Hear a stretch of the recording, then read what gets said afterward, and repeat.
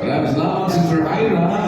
Yan po ang isa sa mga hindi tayo. Pero punta natin sa ibaba. Dahil nandun po ang ating pharmacy para naman doon sa mga gamot. Libre gamot dito yan.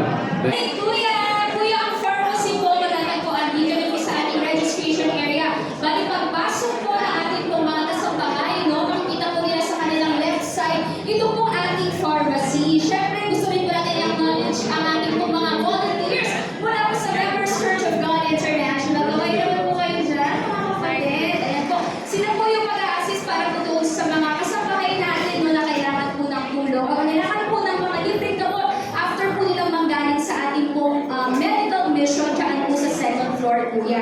Kuya, bibigyan lang din po ako ng update patungkol din po sa ating bloodletting. Meron na po kasi nag-register na 57 as of 8 a.m. At dito po sa ating pharmacy, meron na pong 36 na mga patients po ang nakakuha ng kanilang pong mga gamot. Galing din po dito sa mga patients talaga natin na umabot po sa 288 kuya as of 8 a.m. po yung total number of patients natin. Tapos 36 po sa kanila nakakuha na po ng gamot dito po sa ating pharmacy. Kuya, gusto na po natin i-acknowledge ang presence kasi hindi lang po ito medical mission, no? May kasama rin po tayo dito mula sa ating government at local government unit, ang ating pong pag-ibig fund. Kuya, na makikita naman po sila dito rin po sa ating registration area. Pagpasok po ng ating pong venue, nandito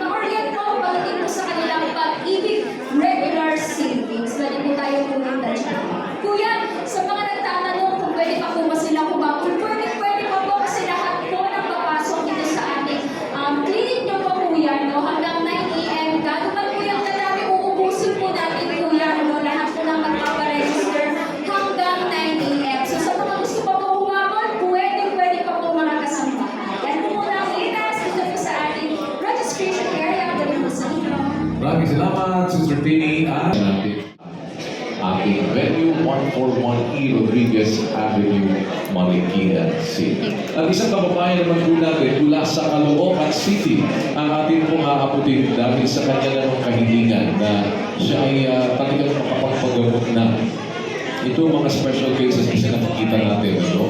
At hindi natin naman susubaybayan dahil isang karamdaman po ito na kung minsan ay nagiging balakid para siya makapagpatuloy ng hanap buhay na maayos para yung kanyang pamilya ay kanya naman ay natulog. Narito po ang kanyang kwento.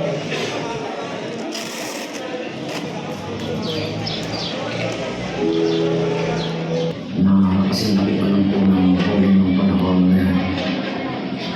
Nung panahon po na yan na itong Ano yung ang storya ni Ginoong Sunny Campin ng Limano, Caloocan City. Kaya kung na sinasabi namin sa inyo, no, ang ating pong medical mission na ginagawa, ito pong ating alalay sa ating mga kapwa. Ito po ay bukas para sa lahat.